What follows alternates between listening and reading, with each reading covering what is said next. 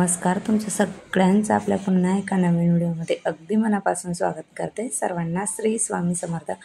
तुमचा सगळ्यांचा आजचा दिवस खूप छान, आनंदाचा आणि आरोग्यदायी जावो अशी स्वामींच्या चरणी प्रार्थना करते आणि आजच्या व्हिडिओला सुरुवात करते. तर हरतालिकेची पूजा वगैरे झाल्यानंतर मग ते संपूर्ण जे काही सामान वगैरे ताट, तांबे जे मला सगळं काही लागणार होतं गणपतीच्या आगमनाच्या आधी मी संपूर्ण तयारी वगैरे जी होती ती पूर्ण अशी करून घेतलेली होती. सगळं ताट जे आहे पूजेचं, ते वाट्या किंवा हळदी कुंकूचं जे काही मला साहित्य लागणार होतं मस्त छान असं पितांबरीने घासून घेतलेलं होतं. सगळं मस्त लखलखीत असे करून घेतलेलं होतं बाप्पाच्या आगमनासाठी. आणि रात्री मग आम्ही 10 वाजेला बाप्पाला आणण्यासाठी गेलेलो होतो. अगोदर आम्ही 2 महिन्यापूर्वीच बाप्पांची मूर्ती जी होती ती बुक करून आलेलो होतो. आणि मग फायनली आपला तो दिवस आलेला होता, ज्या दिवसाची आपण इतके दिवस झाले तयारी करत होतो किंवा वाट बघत होतो. साफसफाई, घर सगळं काही स्वच्छ करत होतो बाप्पाच्या आगमनासाठी. तो दिवस म्हणजे आपला हा गणेश चतुर्थीचा दिवस. तर माझ्याकडे 1.5 दिवसाचा गणपती होता आणि पहिलंच वर्ष होतं माझं बाप्पाचं. तर त्यासाठी मग मी अगोदरच 1 दिवस अगोदर आम्ही बाप्पाला घेऊन आलेलो होतो, जेणेकरून 1 दिवस तरी बाप्पा आपल्याकडे मस्त छान असं राहील असं.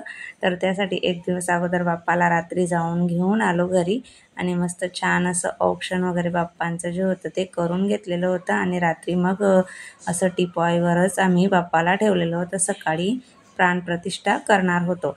तर मग सकाळी त्यासाठी आता हा दुसऱ्या दिवसाचा व्हिडिओ तुम्हाला येत आहे, हा गणेश चतुर्थीच्या दिवशी. तर सकाळी सगळं काही पटकन आवरलेलं होतं. लवकर उठून गेलेली होती 4:30ला आणि स्वतःचं सगळं काही आवरून घेतलं.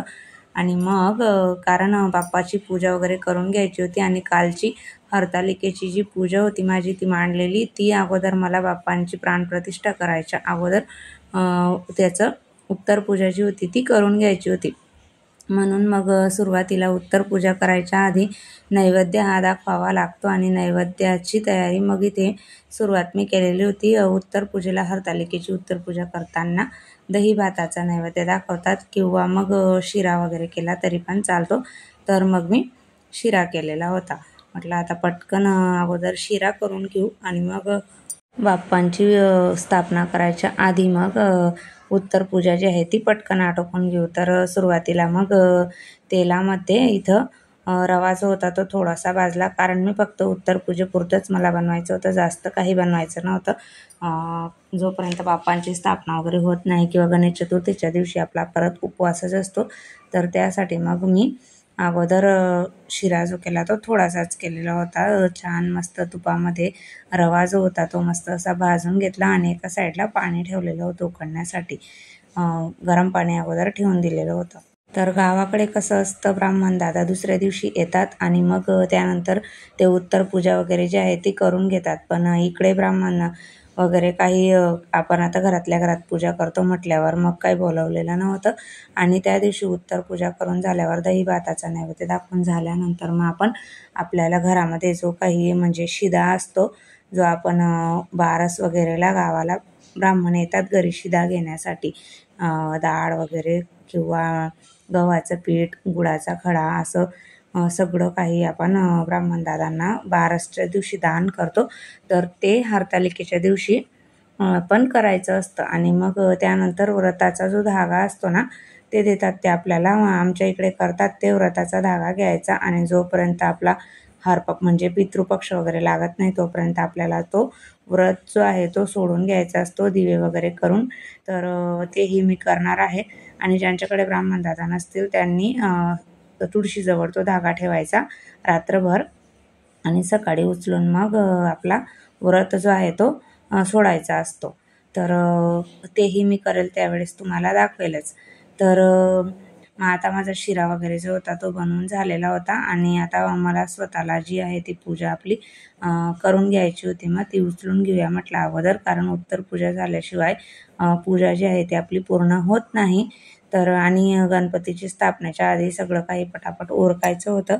तर मग अगोदर ह्या दोघी गणपती बाप्पा जो आहे ते घरीच बनवायच्या. मी मागच्या वर्षी त्यांना शाडू माती आणून दिलेली होती बाहेरून आणि त्यांनी दोघींनी गणपती बाप्पा जो आहे तो बनवलेला होता आणि मग 5 दिवस आम्ही गणपती बाप्पा ठेवलेला होता.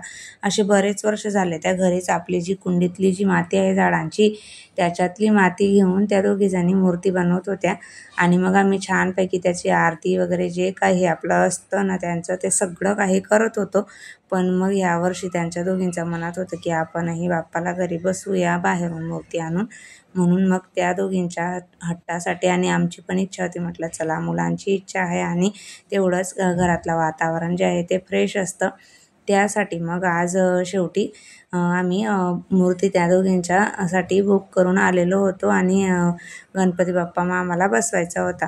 1.5 दिवसाचा गणपती बसवायचं कारण म्हणजे कसं आपल्या घरामध्ये एकतर करणारं काही नाही, बऱ्याचशा अडचणी वगैरे ज्या आहेत त्या येत असतात. त्यामुळे मग करायला घरामध्ये प्रॉब्लेम होऊन जातो. म्हणून मग मी ठरवलं की घरात एकच 1.5 दिवसाचा जो गणपती आहे तो आपण स्थापन करूया, बसवूया असं. तर तुम्ही बघू शकतात हे जे डेकोरेशन आहे घरच्या घरी केलेलं आहे. फक्त जो तुम्हाला आधी दाखवलेलंच होतं हे बाहेरचं जे फुलांचं डेकोरेशन आहे तेवढंच बाहेरून रेडीमेड मागवून घेतलेलं होतं आणि बाहेरचं आतलं जे सगळं आहे ते सिद्धी, तिचे पप्पा, वेदू यांनी तिघांनी मिळून संपूर्ण डेकोरेशन वगैरे जे होतं ते त्यांनी केलेलं होतं. तर आता पाट तिथे ठेवलेला आहे. पाटावरती एक कोरं वस्त्र टाकून घेतलेलं होतं मी आणि तिथे तांदळावरती एक सुपारी ठेवलेली आहे आणि आता फायनली बाप्पा आपण तिथे ठेवून घेत आहेत. तर तुम्ही बघू शकतात बाप्पा ओढणीमधूनही तुम्हाला दिसत आहेत. किती छान आणि गोंडस असे दिसत आहेत. मस्त छोटेसे बालगणेश आम्ही आणलेले होते आणि वेदूची आवड होती आणि पहिलं वर्ष असलं म्हटल्यावर बालगणेशच बसवतात असं तेही सांगत होते मूर्तीवाले. तेवढं काही मला माहीत नव्हतं, पण वेदूला अगदी मस्त छान मोदक पकडून धरलेला बालगणेशाची मूर्ती बघताच क्षणी तिला आवडलेली होती आणि पहिल्यांदा आम्ही ती मूर्ती बघितली आणि मग आम्ही नंतर दुसऱ्या कुठल्याच मूर्त्या बघितल्या नाही. तीच मूर्ती म्हणजे मनाला अशी एकदम मनात कुठेतरी अशी जागा करून गेली. तर मग आम्हाला तीच आवडली. तर तीच मूर्ती आम्ही बुक करून आलेलो होतो. तर गणपती बाप्पाची जी पूजा वगैरे करायच्या आधी प्राणप्रतिष्ठा जी आहे ती करून घ्यायची असते. तर आम्ही सुरुवातीला मग अभिषेक वगैरे जो होता तो करून घेतला आपल्या घरातील मूर्तीचा आणि मग तिथे विड्याच्या पानावरती 5 सुपाऱ्या, 5 हळकुंड, 5 अक्रोड असं जे काही होतं ते सगळं ठेवलेलं होतं आणि मग तिथे गणपती बाप्पाची आपल्या देवघरातील गणपती बाप्पांची पण स्थापना केलेली होती. त्यांना जानवं जोड वस्त्र वगैरे घालून अशी मस्त छान पूजा जी होती ती करून घेतलेली होती. तुम्ही बघू शकतात किती छान मस्त दिसत आहेत. बाप्पाचे डोळे तर इतके छान दिसत होते तर काय सांगू, खूप छान दिसत आहेत. आणि ज्या वेळेस खरंच संपूर्ण घरामध्ये हे असं वातावरण असतं ना त्यावेळेस आपल्याला इतकं छान वाटतं आणि इतकं फ्रेश वाटत होतं ना, खूप छान वाटत होतं. तर आणि बाप्पांकडे तर एकसारखं बघतच राहावं असं वाटत होतं.